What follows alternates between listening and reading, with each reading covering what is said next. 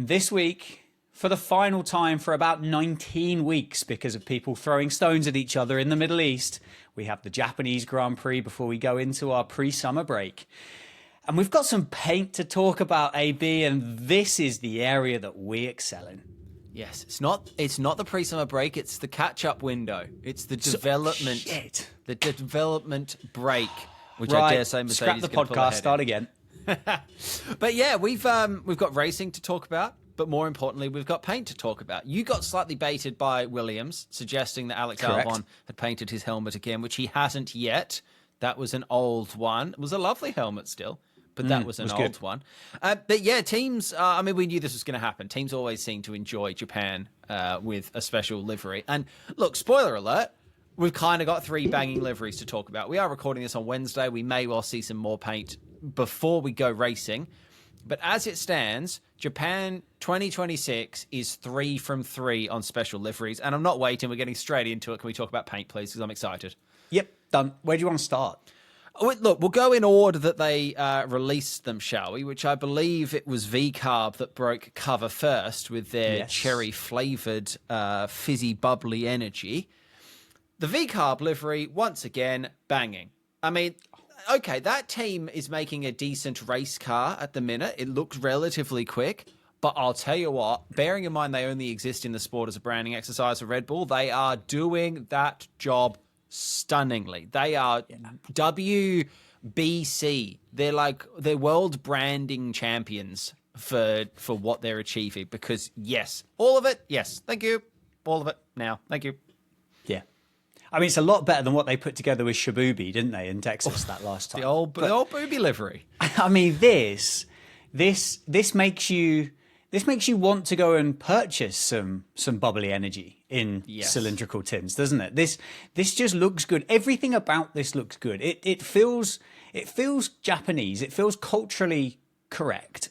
Yes. But then also kind of does the absolute brilliance of ticking the right boxes to make the big chief execs at Red Bull feel warm and fuzzy about themselves for this new, I'm going to guess it's their summer edition of their sugar-free Red Bull. All I can say is if only we had some sort of hookup that might possibly have a cylindrical version of this livery that had liquids inside that may be able to shed some light on this. Because if there was perhaps an official partner with that level of insight or access to liquids, woo. Yeah, I mean, I think the point you've raised there is bang on, that it is a very culturally, I don't want to say culturally appropriate. That sounds a bit wank, but that sounds like we're on a slippery slope to being cancelled there, doesn't it? Yeah, it feels Japanese in the best way. It doesn't feel pandery. It feels a little bit like a game cover for like a game where I'm a samurai, but I'm a good samurai. Are all the samurais good? I don't know if samurais are good guys or bad guys. Are they good guys? I want to say they're good guys. I suppose it depends what side of good or bad you fall on yourself, I guess. Yeah, if you're being beheaded, they're probably a bad guy, aren't they? I would have thought if you're on the receiving end of a katana or a katana, I would imagine you would consider them to be quite bad. Yeah. However, if you were the one that kind of appointed the samurai to go out and do what you needed to do with your katana, then I suspect you'd probably be thinking there's some good people. But I agree with you. Like I'm getting kind of like dragony. As you said, now you've said it, there is a bit of kind of, I feel like flames and like Mortal Kombat style type stuff going on here, and everything just works, doesn't it? It just works. It's stunning. It does also look a little bit like they've hit a bird and it was dragged along the side of the car before it eventually fell off. Why would you go and ruin that? That poor Tokyo pigeon that's just kind of popping about, eating its breadcrumbs, minding its own business, has just been slapped by a V-Carb. This was actually, what you're saying is this was actually the base game livery for a V-Carb until they went to Japan, did a demo shoot, killed a pigeon, and then somebody went, it's all right, actually. Should we just If you look at the front corner, if you like, of the side pod sort of has the bird strike impact, and then it flicked up with the aero, and then it dragged itself down the side of the engine cover. This is not me disparaging livery. It's a very sexy livery still, and I like it a lot. But also, I think they have killed a bird. Pigeon I think both exist at once. The samurai has beheaded a pigeon, is where that's bringing this all together. But I am I am absolutely fucking with it. I'll tell you that right now. I don't condone violence towards feathered friends. No, sir. However, if this livery is a happy accident in the result of some violence towards a feathered friend, I think I could speak for the feathered friend and say they're looking down upon the V-carb going, I've played my part. Yeah. It's like when you have a really... I mean, look, I like animals, but also I tell you what, though, a thinking banging about steak is sorry, worthwhile.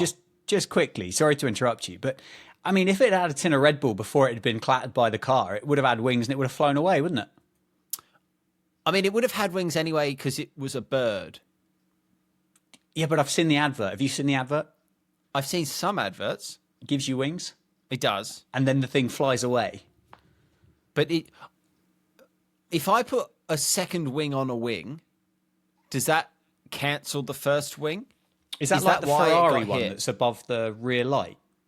Well, there's that, or we're not technical enough to get into this later. It's not even in our notes, but there's all sorts of... Mercedes are in trouble because their flexi wing is too flexi or not flexi enough, and then Ferrari's flexi wing... Ferrari complained about Mercedes' flexi wing being too flexi or not flexi enough. I don't know which one it is. But then Reddit, being Reddit, has now gone and investigated Ferrari themselves and has found that Ferrari's front wing does things that look very different to everyone else's front wing. So Ferrari may have told on Mercedes to the teacher, and that's made the teacher look at them and realise that they're, actually graffitiing the table themselves. So there's a lot of wing business going on, which goes way over our heads, that we'll just let the intelligent people work that out. And Reddit do the investigation, and then the people that probably should have noticed that go, oh shit, oh no, the wing's not allowed to. Yeah, that's no. We've spoken about this before, haven't we? That we're pretty sure that someone head of the FIA is actually just monitoring a subreddit for the full time. I don't know if you've seen this video, by the way, but into the heavy braking zones, the Ferrari front wing, and I'm about to do a hand gesture on an audio medium, so this doesn't really work. But I'm enjoying it. The front wing tips backwards, so the top of the wing suddenly becomes lower than the front of the wing, and it angles down towards the front wheel. It basically like inverts itself, which I don't think it's meant to do, apparently. Right. I don't know. I mean, at the point that you turn around and say you can have kind of letterbox style flippity-flappity bits, I think you leave yourself with so many grey areas as to what is considered correct and then what isn't considered correct and what you are allowed to do and aren't allowed to do. At the end of the day, and I think we both agree with this is a car building championship. Yes. And within the realms of safety, yes, and not necessarily fairness, because this is the pinnacle of it, but really and truly, I think they should be kind of allowed just to get on with what they want to do, to make the most of what they're allowed to do, rather than just turning around and going, no, banned.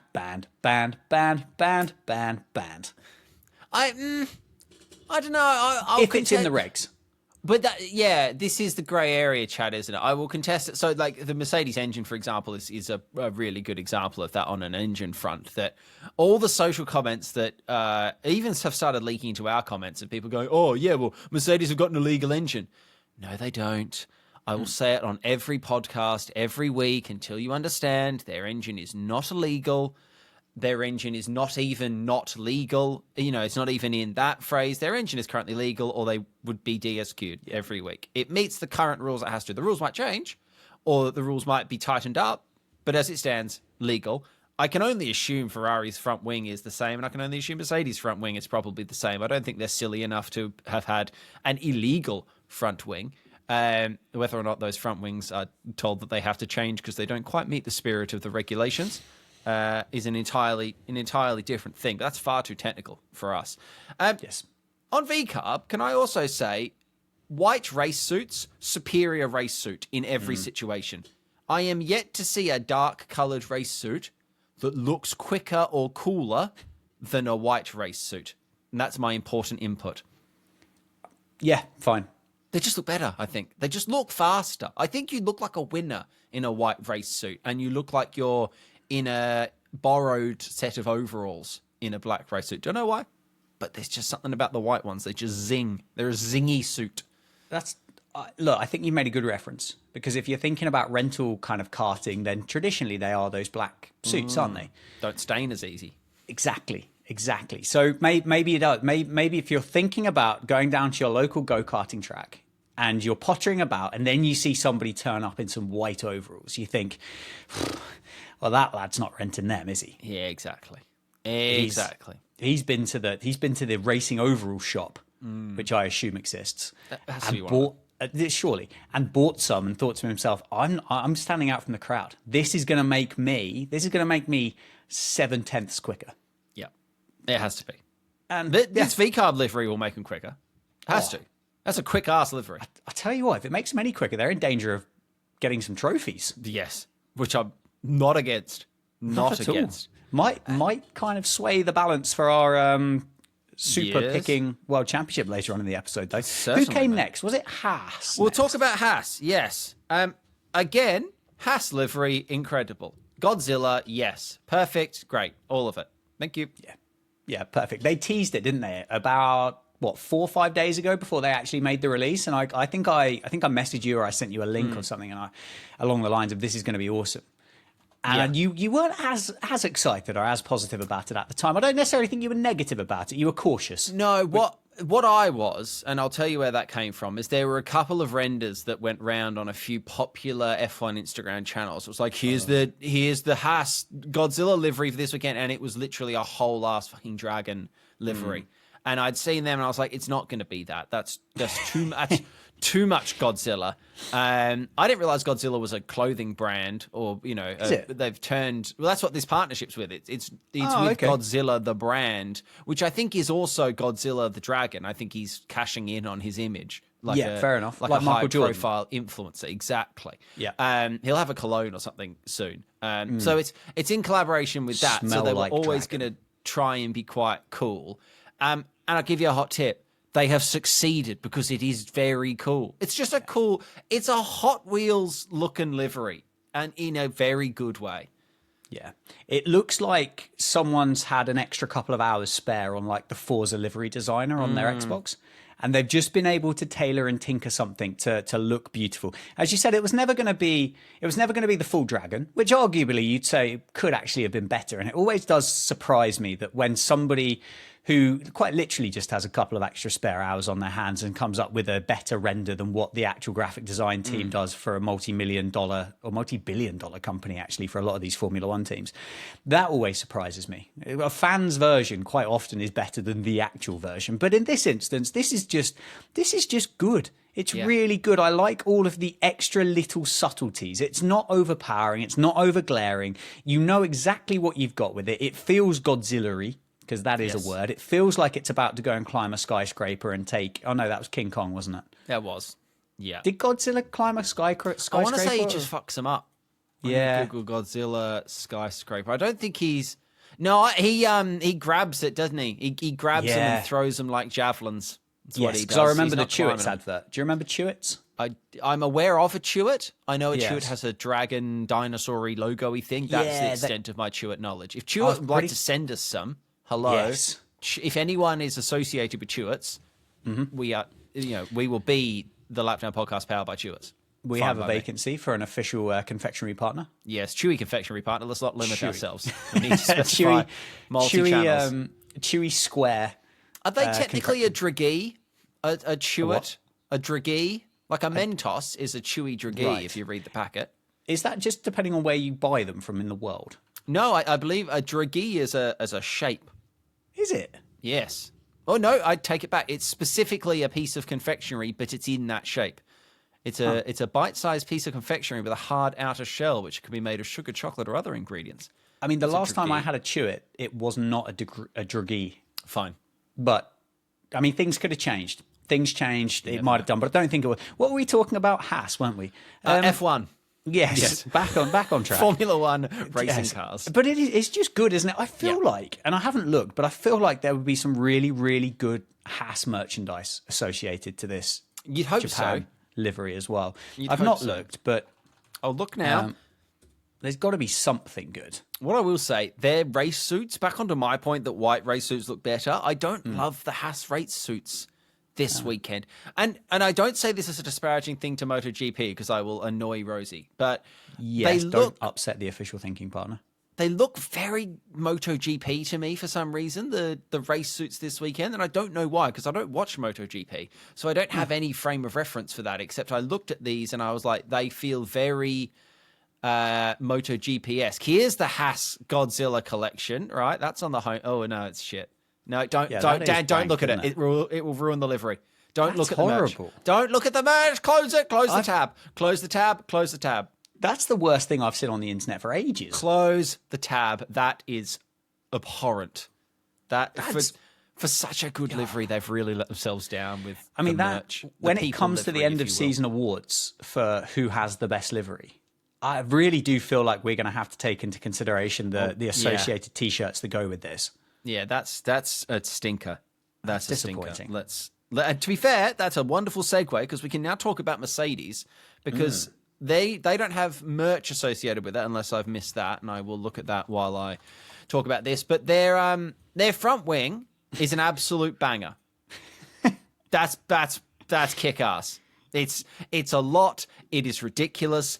We talked about it, I think last year maybe in our livery review episode, and I said if you're going to do a special edition livery, I want it to be daft. I want you to go all out. This is the Mercedes equivalent of your Eagle theory for Haas, for American Grand Prix, of just going so over the top and silly. I don't really know what that beast has to do. I mean, I'm assuming it's something like a fairy tale is not the word I want. You know what I mean? Like an old Japanese tale. Yeah, it kind of feels like, you know, the big, long dragons that 1,000 people stand underneath for Chinese New Year? It kind of looks like one of those, which can't be right because that was last time that we did Formula One motor racing, whereas now obviously we're in Japan. Do you think they're just late? Sorry, I've just seen something. Yes. Oh, Mercedes. Do you have 100 free pounds in Great Britain? And if so, would you like to use your 100 spare Lizzie dollars to buy a Mercedes AMG Y3 Wolf Balaclava? Not a question I thought I was going to be asked. Look, I haven't quite slumped to the level of going and doing a bit of casual burglary, so I don't think balaclavas are necessarily going to be... Is this meant to be a wolf, is it? It's a wolf. Why is it wearing lipstick? Wolf, you know, it's on its makeup. I don't need my Formula One teams to be selling me balaclavas. I can tell you it's got 2 reviews on the Mercedes store. It's a 4.5 out of 5 because... Good rating, Unicorn emoji gave it 5 stars. Said, does anyone want to be ops? It's so cool. Everyone was so scared of me. And then 5 of the horny devil emoji. And then what does Nathan, that mean? I think it's a furry thing, I imagine. And then Nathan has given it 4 stars. Wolf Experience Mercedes, forgot the R in that. Arooo, I'm finally free to be the alpha. So if you'd like to be the alpha with Nathan, you can spend 100 Lizzie bucks. Oh, fuck me, I've just seen it. There it is. Oh, Jesus Christ. I thought the T-shirts were bad, but fucking hell. If you're watching or listening to this at this very moment, I implore you to go onto the Mercedes Formula One team official store, scroll down 2 rows, and I mean, what the pissing hell? What do you, like... What? Yeah. Do you know what I really hope? I really hope I see Toto Wolff arrive at Suzuka on his little electric scooter, wearing his wolf balaclava. Well, Toto would also be wearing his £700 Y3 team jacket. If you scroll to the bottom of the page, how much? 700 Lizzie dollars. Down to the bottom of the page, you get an. I've got to press. There's so much. I have to press load more. And then you get to the bottom of that page. I tell you what, I reckon Toto looking. I reckon you could rock the Y-3 engineered tank top black. It's £140 for a t-shirt with no sleeves. Yes, correct. Where? Bottom of the page, team jacket. Holy shit, £700. I'll be honest, my understanding, I'm not fashionable enough to know what Y3 is. I'm led to believe it is a relatively expensive brand as it is, and then we put the F1 tax on it. But it's just Adidas, isn't it? I mean, is is Y3 just an Adidas? Yeah, it's an Adidas sub brand. There you go. Okay, so it's a £700 Adidas jacket. That it's just a black jacket that says Mercedes on it. So, yeah, there you go. But the livery's quite cool on the front. That is mental. Yes. I'm quite excited to watch this kind of wolf / dragon / whatever the hell it is front wing kind of wink at people as it goes up and down around the. I hadn't considered that. That's the best use for active aero ever. It's just it's a really saucy wolf. It's fucking frisky wolf going around Suzuka. Great stuff. I will say the merch I don't think looks great. The Mercedes race suits for this weekend look like they've done a load of baking beforehand. They're just covered in flour. Like they're just this weird smoky black. Like were they doing a little bit of painting, just whitewashing the third bedroom wall and then sort of got it all over themselves? Because they look a bit. Maybe I'm not fashionable enough for this, Dan. Is this fashion? I mean, they kind of look similar to a decorator's radio there, doesn't it? Yes, they do. It's Bonnie Blue overalls. Jesus Christ. I mean, the front, look, let's circle back. Yes, the front wing is great. The front wing is banging. I like that. You made a very good point to me during the week. Would you like to make your good point to me about Mercedes front wing? What did I say about the Mercedes front wing? I can't really remember oh yes, I do remember what I said about it. It's the we've nailed the regs. We have literally nothing to do. We've got a whole host of people sat at Bracknell doing less than fuck all. Let's give them the most unnecessarily complicated task of what you could possibly do by having essentially kind of sign writers and pinstripers come in and hand print, I would imagine, front wings. It has to be. For the Mercedes Formula 1 So car. I imagine not on the wing itself, but it's obviously like a hand-drawn bit of artwork at some point, isn't it? I don't think I would assume someone is not calligraphying the wolf onto the front wing, but it feels slightly out of character almost for Mercedes, this livery. Like this is... or maybe it's not. Maybe this is just domination era Mercedes. Because we saw... They did some funky stuff in the past, didn't they, with like dressing up the whole team in the pit lane for like an anniversary, and they made them all old-timey. Yeah. And was it Mercedes that did the Star Wars? No, Red Bull did the Star Wars, didn't they? Yeah. I do remember what you mean. I can't remember the year, but it was at Hockenheim, wasn't it? They've done some silly buggers before. Yeah. But I think that's always been in their domination eras. And this is maybe a little bit of a foreboding sign that if Mercedes are fucking about with silly buggers front wings... it might be 22-0 to the rest of the field. Genuinely could be, yeah. Genuinely could be. You can tell they're not like a McLaren worrying about their fuse box, are they? In the back of the car, thinking about whether it may or may not start. How do you feel about another team on the Formula One grid? Oh, on board. You're on board. I'm on board. Do you think we could do 12? Yes, I think we could do 12. I think we do 15. Fuck it. Why not? Fair enough. Well, they're not going to be any worse than Aston Martin, are they? No, I don't know if there's any truth. No, very true. I don't know if there's any truth in this at all, but I would imagine the extra use of electricity has probably got the folks at BYD slightly erect through the course of the start of the Formula One World Championship, and they are apparently considering a bid for the 12th team. That's all I have. That's all. I mean, I see them everywhere now. The dolphins and stuff on the road, and I mean, if there's one thing that China has got historically, it's GDP and money available to do things with. Yeah. So if there's one thing I know about Formula One, they like money and doing things with money. So this feels like a very natural partnership to bring these two things together. I mean, we're agreed with all the fucking hoops that the teams will make him jump through, but we have room in the Concorde for a 12th team already, don't we? Like that seat is available. They wouldn't have to change anything to get that. They just have to convince F1 to let them in. Yeah. I think if anything, yes, okay, we are 2 races into the season. But if there's anything that has been proven by Cadillac, it's like you can do it as long as you do it properly. No, Cadillac are not, competitive at the minute, but they're not embarrassing. And I think we agreed previously that was kind of the benchmark that they just needed to hit. We don't need them to be fighting anyone, provided that they look like they're meant to be there, and they do. Yeah. So, no, I'm on board. Why not? bring them in, provided that they can prove that they are sort of taking it seriously. I'm going to guess they're probably not going to make their own engines, but provided they can come in and take it seriously, which they're obviously going to. Yeah, I'll have a seal livery. Why not? Yeah. I mean, I kind of stumbled across the morality side of it whilst I was working away last year. Oh, good. Because there was a lot of BYDs in Guyana. Okay. Yet, and I think we've spoken about this, at no point did I ever see an electric charging point in Guyana. And I asked the question to somebody, and I said, how do they charge these electric cars? Because I can't see any infrastructure suggest that this could be the case.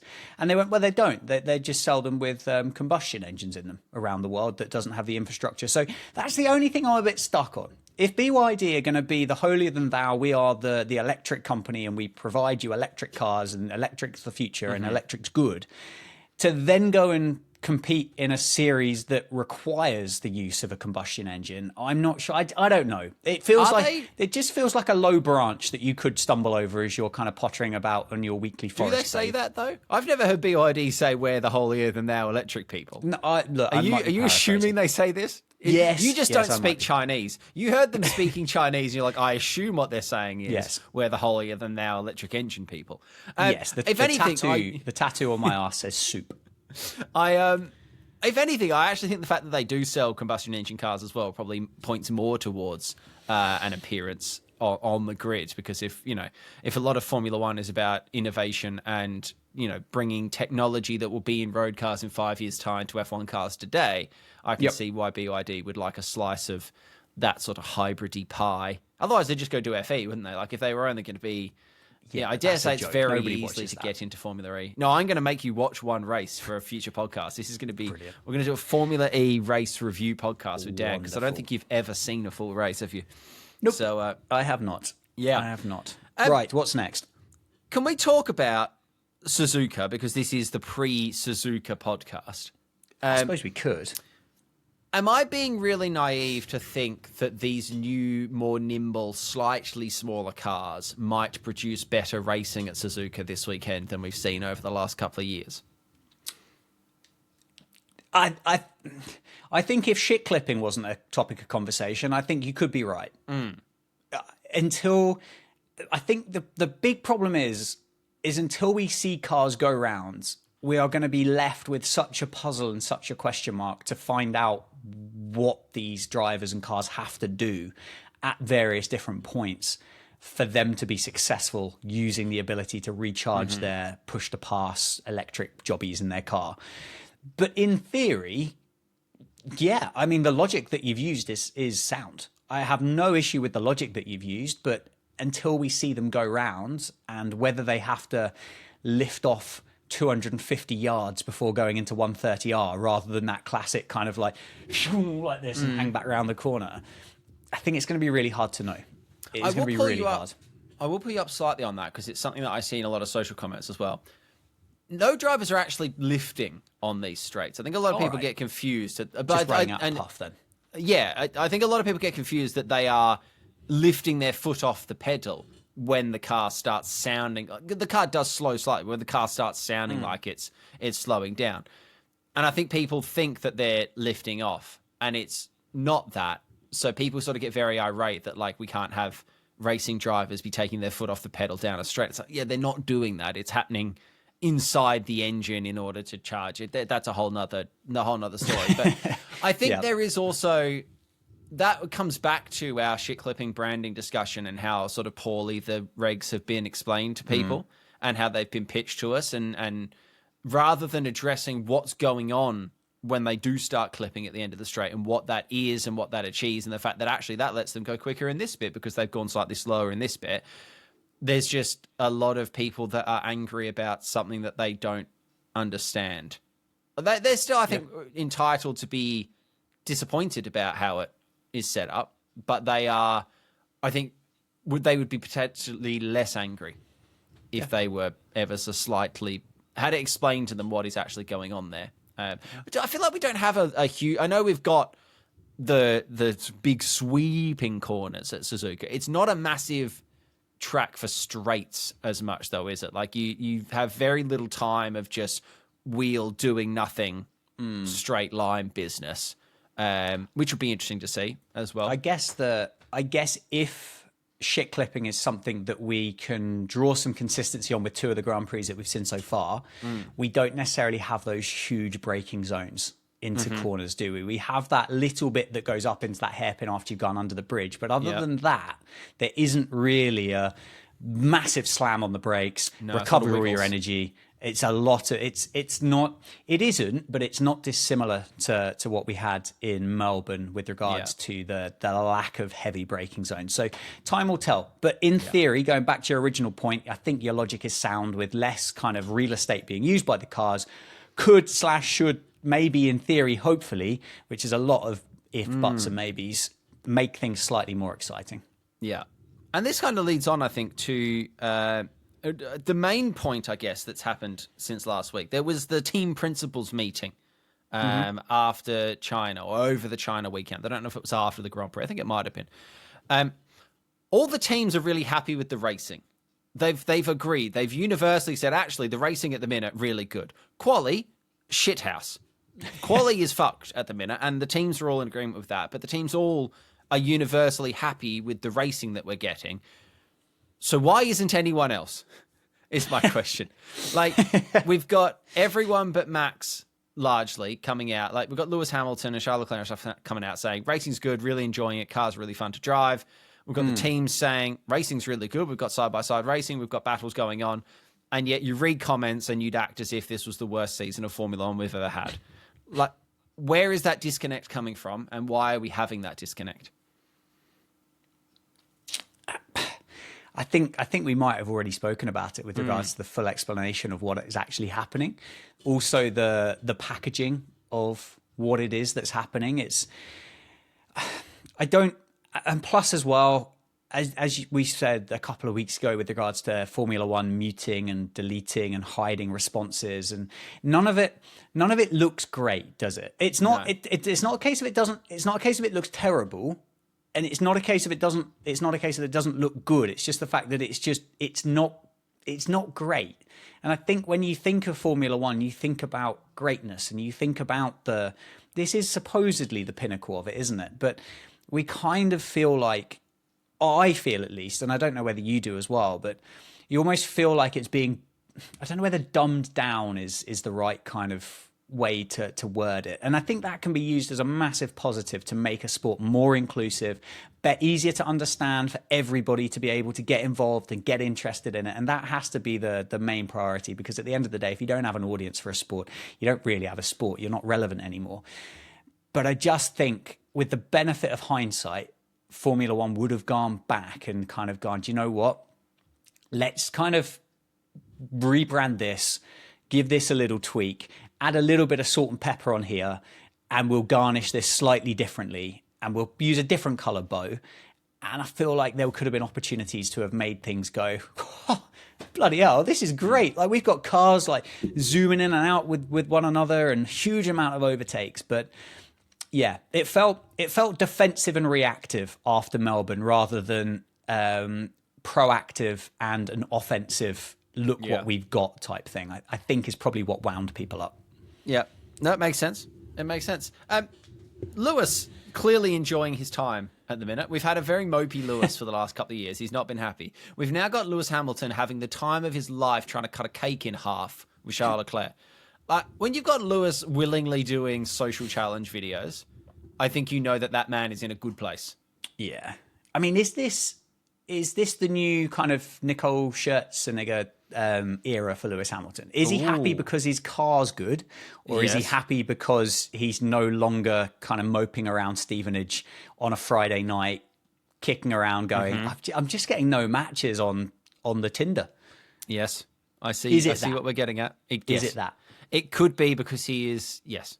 It could be because he's shagging a Kardashian. Yeah, could be. It's possible.